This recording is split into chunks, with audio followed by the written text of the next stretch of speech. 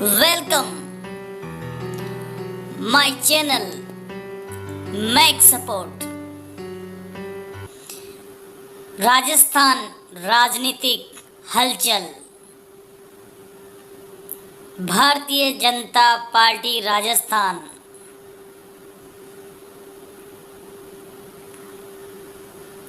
महारानी वसुंधरा का क्यों छीना ताज?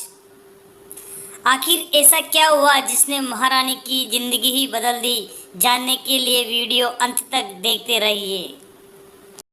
राजस्थान में नए सीएम भजनलाल शर्मा का नाम तय होते ही सभी के मन में सबसे पहला सवाल 2 बार मुख्यमंत्री रही वसुंधरा राजे को लेकर उठ रहा है। सवाल यह है कि पिछले वसुंधरा राजे का पार्टी में अब क्या भविष्य होगा। सामने आया कि राजे को सीएम पद से दूर रखने के पिछले 8 महीने में 4 बड़े संकेत दिए जा चुके थे, लेकिन वे अपने रवैये पर लगातार अड़ती रही और आलाकमान के सामने नाराजगी जताती रही। आलाकमान ने अपने फैसलों में राजे को शामिल करने के बजाय दूर ही रखा। सबसे पहले आप जान लेते हैं वो 4 सियासी घटनाएं कौन सी हैं जब राजे को बैकफुट पर धकेलने के संकेत मिले। आइए देखते हैं उन घटनाओं के बारे में। घटना नंबर 1, प्रदेश अध्यक्ष की नियुक्ति। सतीश पूनिया को तो हटाया लेकिन पसंद का नहीं बनाया प्रदेश अध्यक्ष। वसुंधरा राजे के बतौर सीएम पहले कार्यकाल के समय ओम प्रकाश माथुर प्रदेश अध्यक्ष थे, लेकिन उनके बाद और सतीश पूनिया की नियुक्ति से पहले तक राजे की राय से ही प्रदेश अध्यक्ष पद नियुक्त होते आए थे।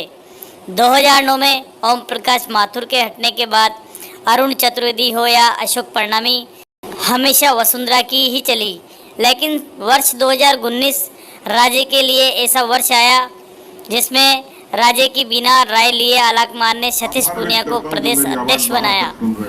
यह पहली घटना थी जब किसी राजनीतिक नियुक्ति में वसुंधरा राजे की नहीं चली। पूनिया के अध्यक्ष बनने के बाद राजे सहित उनका गुट नाराज रहा। इसके बाद पूनिया को कार्यकाल पूरा करने के बाद ही हटाया गया, लेकिन चुनाव से चंद महीने पहले बिना राजे की राय लिए सीपी जोशी को अध्यक्ष बना दिया गया। यहीं से वसुंधरा राजे को साइडलाइन करने की स्क्रिप्ट लिखी गई थी। घटना नंबर 2, चुनावी कैंपेन। बिना राजे को शामिल किए ही तैयार हुई चुनाव प्रचार रणनीति। राजे आलाकमान से जुलाई अगस्त से ही चुनाव के दौरान खुद की भूमिका को लेकर लगातार सवाल पूछ रही थी। उन्होंने कई बार दिल्ली में डेरे डाले और अपनी बात भी पहुंचाई, लेकिन अंत तक आलाकमान ने राजे को चुनाव प्रचार की रणनीति से दूर ही रखा।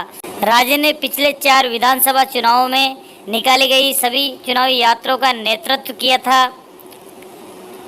इस चुनाव में राजे को शामिल किए बगैर अपने स्तर पर परिवर्तन यात्रा का रोड मैप तैयार किया गया। राजे ने यात्रा शुरू होने से पहले फिर एक बार खुद की भूमिका को लेकर सवाल पूछे। सितंबर में शुरू हुई ये यात्रा 18 दिन चली, लेकिन अंत तक उन्हें कोई जवाब नहीं मिला।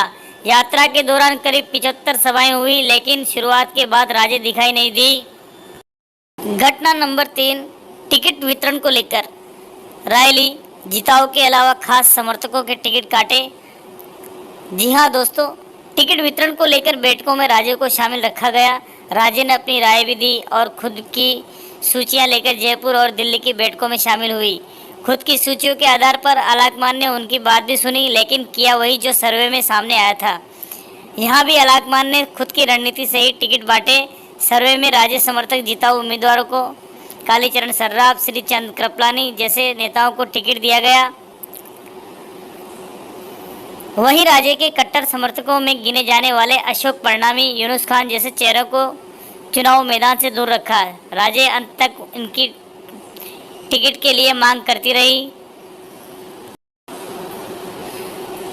चौथी घटना, समर्थक विधायकों की लॉबिंग करना। रिजल्ट से पहले और बाद में नाराज ही रही राजे।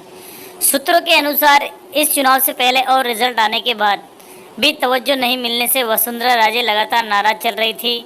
उन्हें भी पहले से अंदाजा था कि चुनाव में जिस तरह से उन्हें दूर रखा गया, मुख्यमंत्री चयन के समय कहीं ऐसा न हो। यही कारण है कि वसुंधरा राजे ने नतीजा आने के बाद समर्थक विधायकों को बुलाया और अपने समर्थन को लेकर नब्ज टटोली। उल्टा आलाकमान इससे नाराज हुआ। राजे को उनके बेटे सांसद दुष्यंत सिंह को दिल्ली तलब किया गया था। सूत्रों के अनुसार दिल्ली में राजे को भाजपा के राष्ट्रीय अध्यक्ष जेपी नड्डा ने स्पष्ट समझाया था कि वे सीएम के लिए प्रयास बिल्कुल भी ना करें, कोई लाभ नहीं मिलने वाला।